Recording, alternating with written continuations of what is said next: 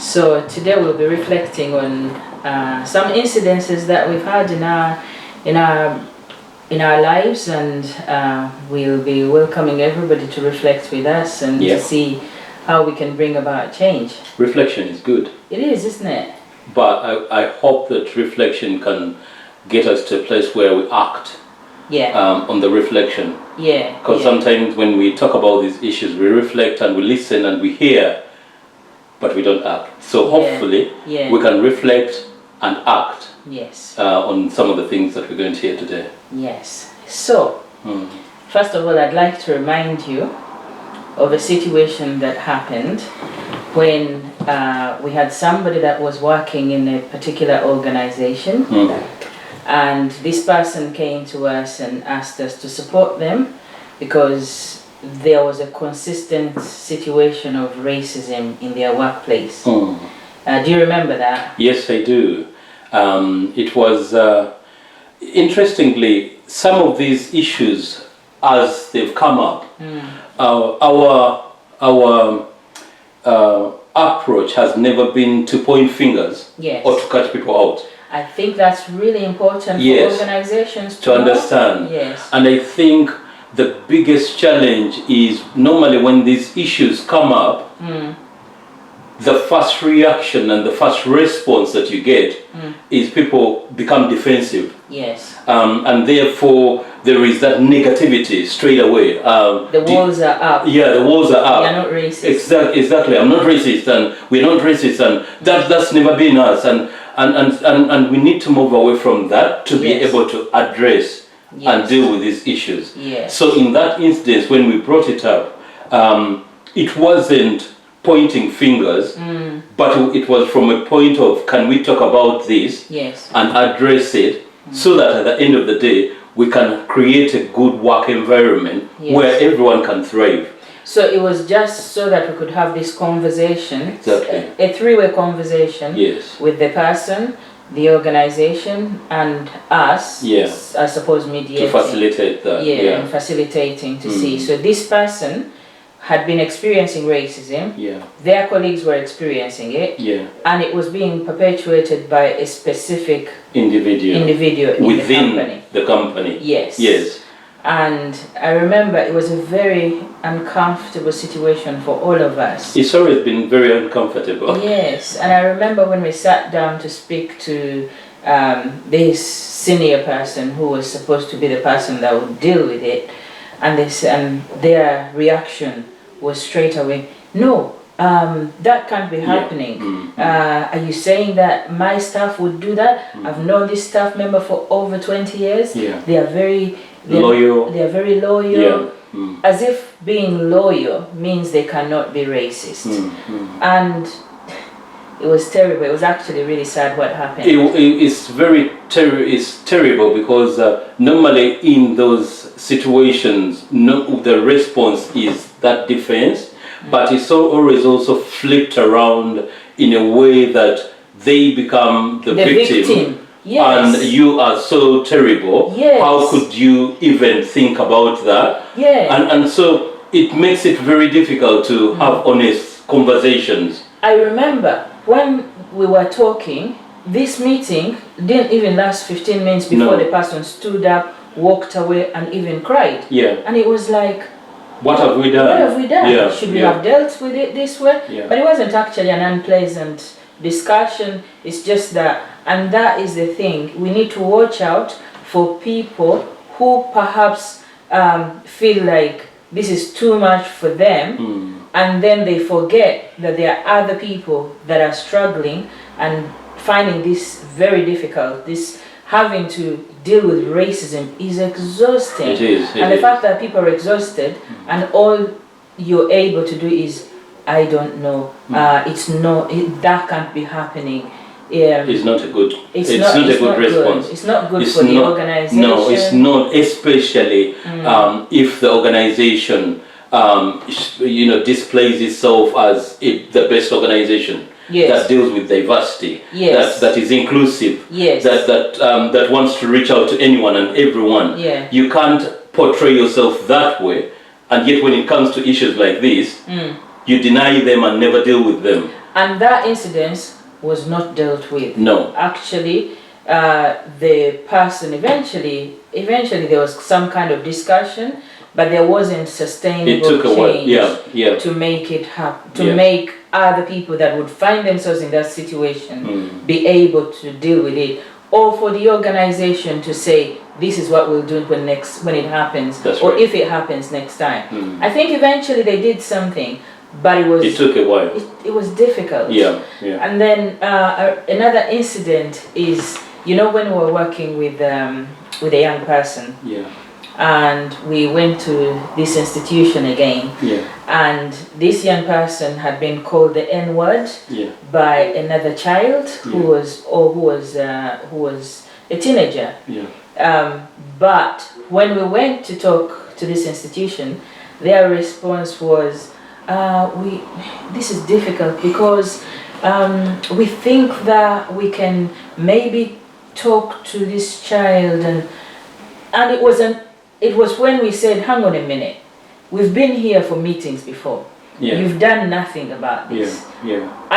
What are you saying? And I think that sometimes that is the challenge, and that's where most people get tired and frustrated and probably approach it in the wrong way, because the main institutions or organizations that you think have got policies that are designed to address these issues, actually when these issues pop up, people don't know what to do. No, there is nothing. That is the issue, because this organization or institution actually has policies, because they work with young people. So there are policies to ensure that young people are looked after, they are happy, they are thriving, and yet when this hit, their response was, because this child, and then they said the child didn't know what the word means. So why did they use it on a black child if they didn't know what the word meant? Of course they knew. But then we discovered the reason they were struggling was because this child was a refugee. The child wasn't even black, but because they were from a refugee background, it was difficult for the people in authority to deal with it. So how do we deal with a situation where it seems like it's coming from the same community? And so the policies that have been written and designed to help and facilitate this, they can't apply them. They can't apply. And this is the thing, there really needs to be a correlation between the theory, the policies, and the practical that are on the folder, that are probably dusty on the shelf, with the actual practical reality of living this situation. And I'll leave that one there, and then remind you of a third incident when we had, when we were working with another institution. Do you want to say something about it? It was one of those things where you want to collaborate and work in partnership with others, because we know that normally when it comes to doing some of this work, it's important to collaborate and work in partnership. But then the challenge becomes that, again, when you raise issues around racism, sometimes the partners that you're working with and you're trying to raise these issues with don't understand what you're saying. And again, the response, first of all, is defense mode. And therefore they become so defensive and no, that is not there, it's not happening here. And so it leaves you in a place where, is this the right partnership I'm supposed to be in? So in this particular incident, it was a partnership. We're working with organizations and we're saying, this is how you should work with the community. And then they said no. And the situation was, we were saying that in the mainstream, or in the structures, in the business sector, in the services, there is a pushback in relation to racism, so that even when we support people, we train people, we work with people, they are not able to make progress in the mainstream labor market. And they were saying, no, you have to train people, it has to all be about training. And we were concerned that we're consistently fixing people, but we have to try and shift the gaze to the actual organizations as well, because continuously fixing people who have nowhere to go doesn't bear any fruit or results for any of us, really, does it? And again, the response was, no, we can't do that. As if we didn't understand, because they thought they had worked out what the solution is. And again, it was a situation that was very difficult. But this is what we want to do, is really encourage people to reflect. Maybe you see yourself in our story. Maybe you see yourself in the incidences that we've talked about. Maybe you've experienced it, or you've heard someone talk about it. Or you've perpetuated it without realizing you're perpetuating it. So what we're really saying is, can we reflect together? Can we do something together? What actions can we take? So at least from this, I think what we'd really like to say is, one, have an honest conversation. Yes, but also reflect as an individual. Yes. Reflect as a community. Yes. Reflect as an organization. Yes. Reflect as an institute. Yes. Because at certain points, if you're working with people from the BEM communities, these issues must have risen up somewhere, somehow. Yes. So it's important to reflect. How have you responded? How have you dealt with some of these issues? Yes. Whenever they were brought up, how did you respond? Yes. And if your response was the best? Yes. Especially if you were a leader. Sit down, think, have you responded how you should have?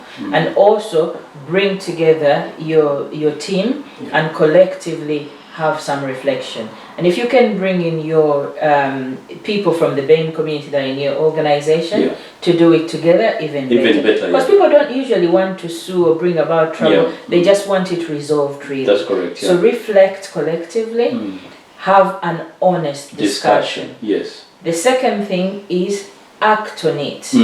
Because sometimes we talk. I know that there are some organizations now that are jumping, let's have a discussion, let's have dialogue, but then what next?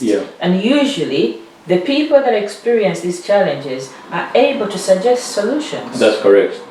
And I think sometimes action, that action bit is the missing link. Often, again, we've seen what is happening around the world, and most of the people will say, yeah, we are listening. Yes, we are listening. Yeah, but then what?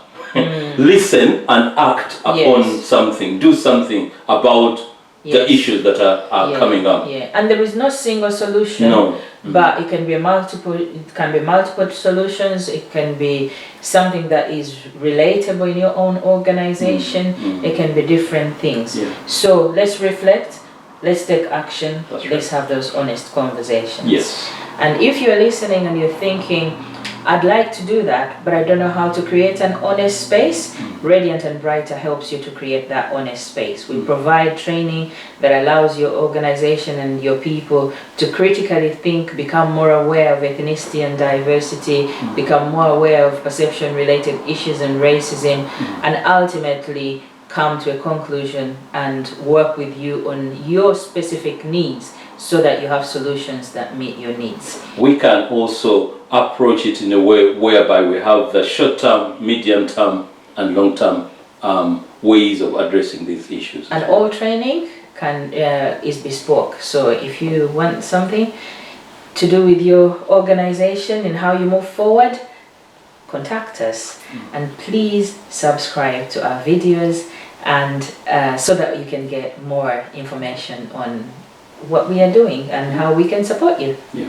Thank you.